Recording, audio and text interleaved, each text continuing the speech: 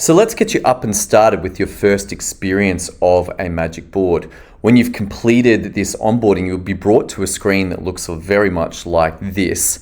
And this is your first opportunity to get started with a magic board.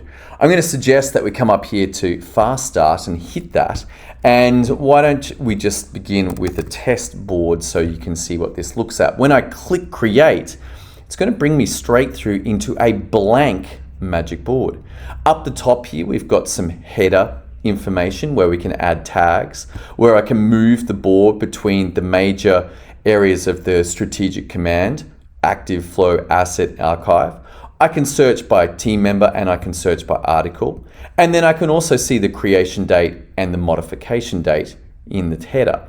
As we come down here, now you can see the structure of the magic board. Up the top here, we've got our processes, and let's just document this out. Actually, you know what? Before we do that, let's start with results, because I always like starting with results. So we can hit this and we can go result 1. I can create a second result. I can drag and drop between these. These will reorder them. I can create a new results group, and this may come into factor when you want to create more logical things and say, okay, this is separated. Rather than having 15 or 18 things in one group, you can create down here. Result 3, you can drag and drop between these, and all of these will drag and drop.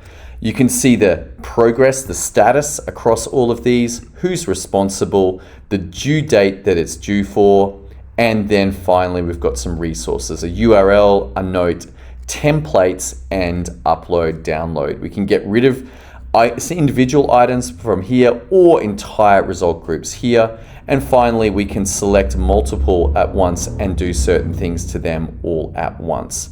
This is very similar at the top where we've got our processes. So our process is something that is a little bit bigger in terms of having something that would be achieved by one team member. And then within that, we might have task 1 and task 2. In process 2, this might be handled by a different person in your team. And so once that is done, task 3, task 4, and it may be logical then that there's also a third task that even the same person's doing, and we can give them task 5 here.